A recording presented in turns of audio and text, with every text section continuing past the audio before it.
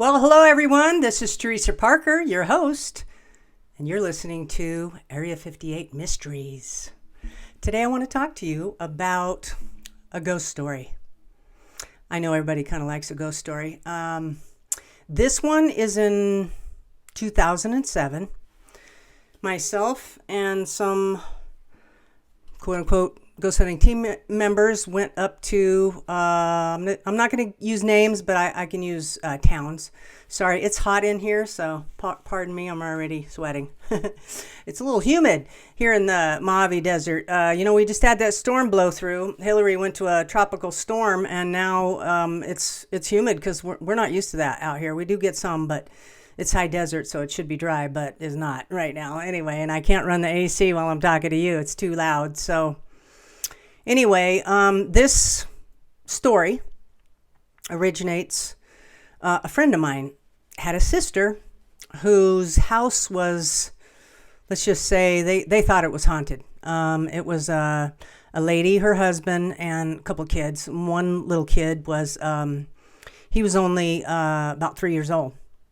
And because you don't know who I'm talking about, I'll just fake his name. Little Billy. We'll just call him Billy. So what happened was, my friend calls me, tells me about her sister, and she knew I had a ghost hunting group, and she asked if we'd come up and see what was going on, and sounded like a fun time to me. Down here in Southern California, drove up to Gilroy, and this was a beautiful home. I couldn't even tell you how many square feet it had. It was on a beautiful ranch in Gilroy, and like 800-acre ranch, which is unheard of, And nowadays, especially in California, in such a prime land, And so what they did was they built their house over top of the thumbprint of another house that had been there. And I'm just giving you that background. Keep that in the back of your mind. So, sorry about that. I am really hot, and I just don't want to have my glasses fall off. So, anyhow, I'm a head sweater. Aren't I lucky? So they built the home, and it was, like I said, just absolutely gorgeous. It had opposing staircases. It was such a big house. It had a staircase on this side, a staircase on that side. They met up on the landing, and then I don't know, as I remember it, there was a hallway, and on one side was a huge master suite. On the other side was the kids' rooms. So we got there Friday night, and we had, let's see,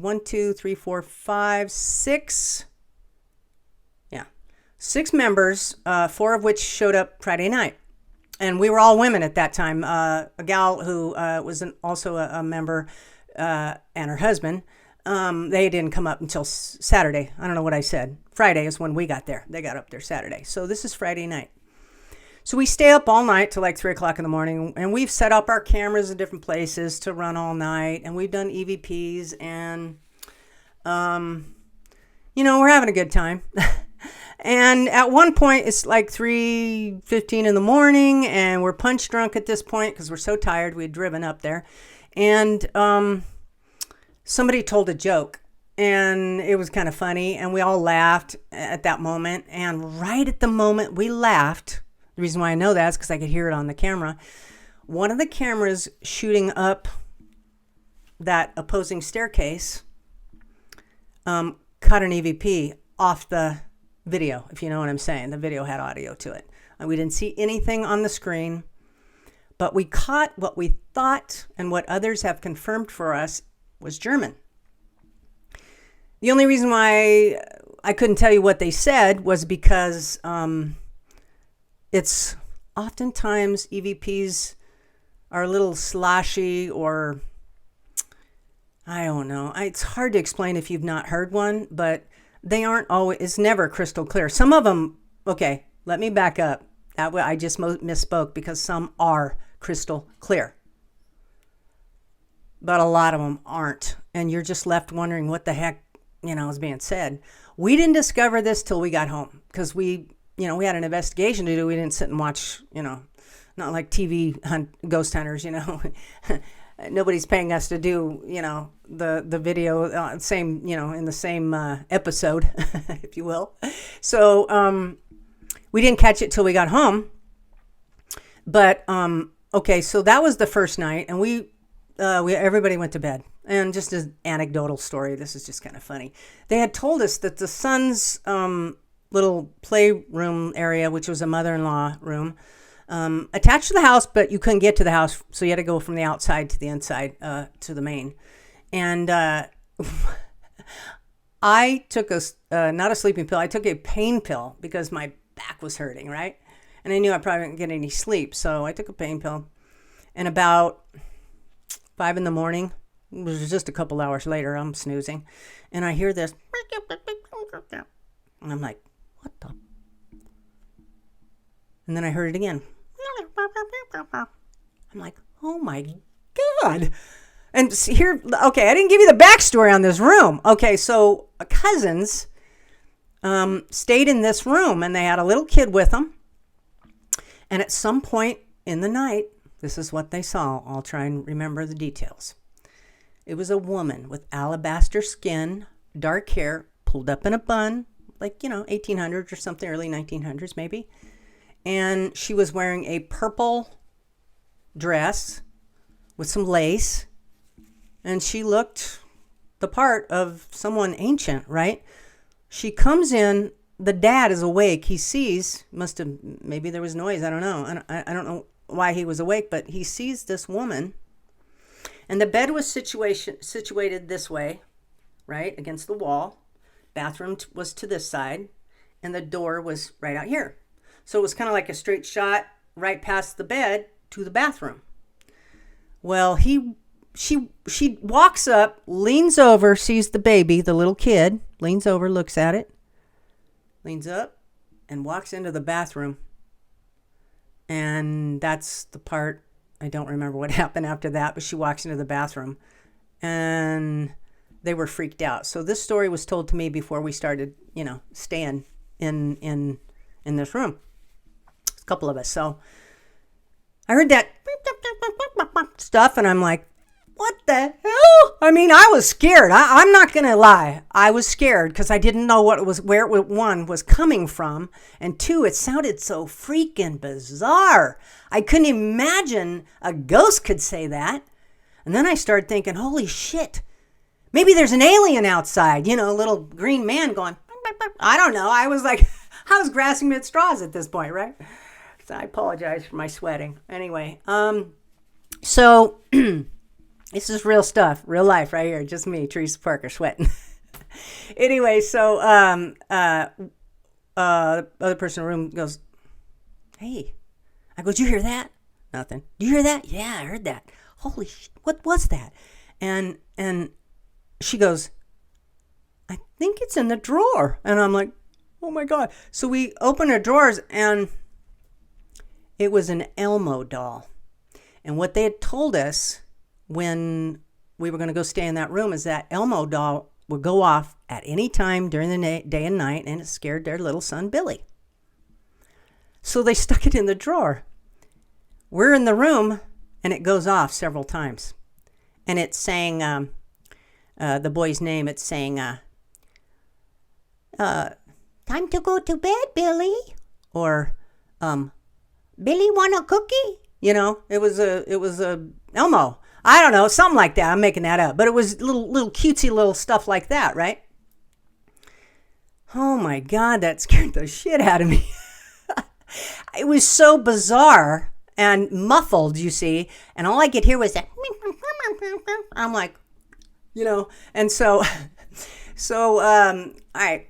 Skip to the next day. We eat breakfast. We go about our day. And the other two people showed up. And when they showed up late afternoon, we sent them upstairs to this one particular bedroom because we were sort of getting some vibes up there.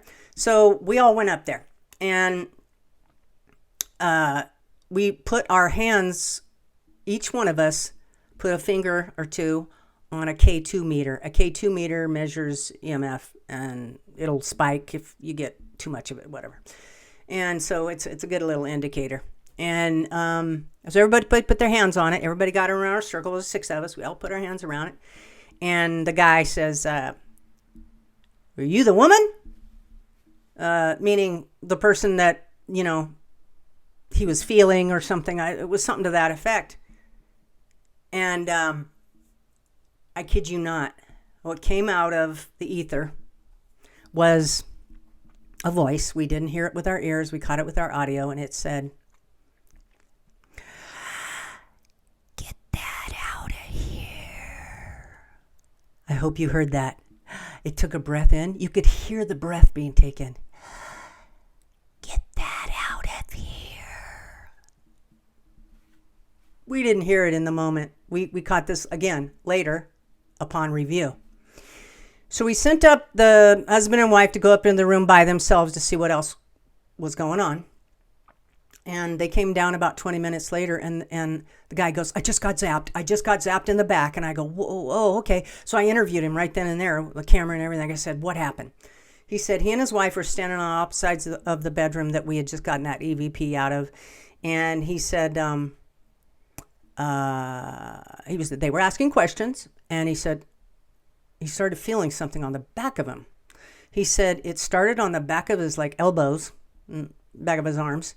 It moved up and down his whole back of his body and zapped him with energy. He said it was the craziest thing, and he's the one who, throughout all of the people that, on our team, said they'd never felt, seen, or heard anything unusual, although they were hoping, that there was such a thing as ghosts, but they absolutely, he absolutely had not had an experience. After that, he couldn't say that anymore. I had never been zapped at that point. I got zapped years later, and I think, I'll weave that into stories once in a while, but I've already spoken about it. Anyway, that was pretty cool. So the night goes on, and somebody goes into what was considered the library off of, I want to say it was downstairs. Yeah, it was downstairs off of that, one side of the opposing staircase. It was a female investigator, goes inside, and she's asking questions, and she says, Can you show me can you show me your hair? Can you touch me? And she's doing EVPs. And as I said, this all came later. We heard it all later. The voice says, "Uh-huh." And it was a female voice that said that. And so time goes on, other EVP sessions, blah, blah, blah. Okay. So all good stuff, right? Had a good time. Everything was fun. Definitely not uneventful. It was pretty eventful. And although we didn't know it at the time, all of that stuff. So we go home, and just prior to going home, I told the owner of the house, I said, I go, it's going to get better before it gets worse because we stirred stuff up. Now, we were very respectful, but unfortunately, they got messed with. And that's a theory anyway, and it tends to kick stuff up. No sooner had I gotten back in town to go pick up my kids from the babysitter, and she said, "You said it was going to get worse, and it has." She goes, I got home, and we heard we were downstairs, and we heard the biggest crash upstairs." She goes, "I mean, the biggest crash. Sound like something just on the floor, right?" I think I spit a little there. Anyway, so she goes upstairs, looking around like, what the, nothing. She found absolutely nothing. But what she told me was, she goes, "I'm currently talking to my son, Billy. We're standing at the bottom of the stairs.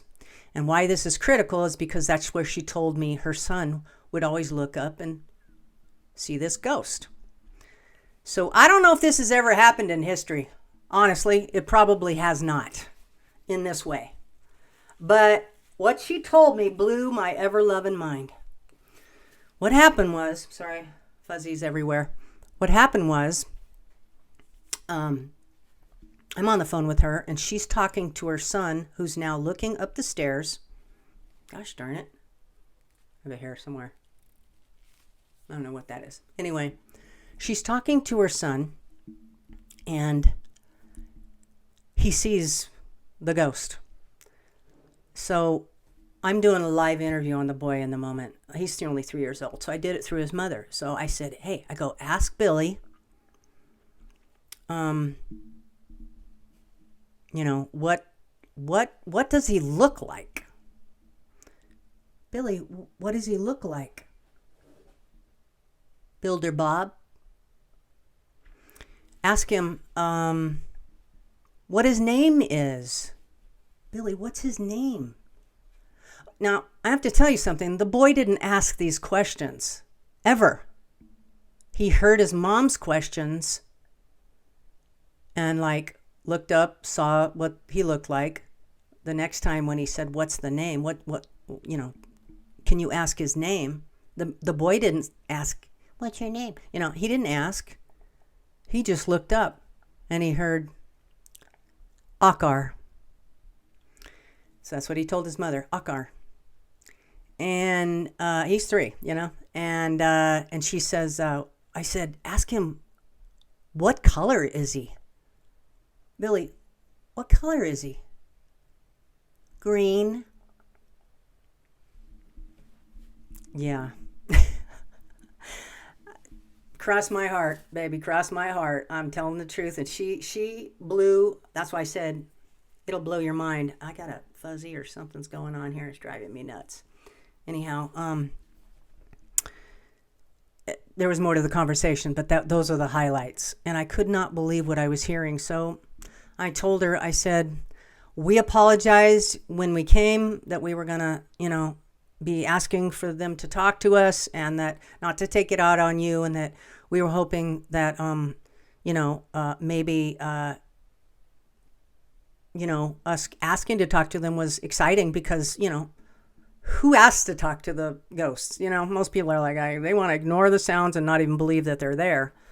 And so I got to tell you, those people moved from that house. It wasn't right away. It was sometime later, but they did move.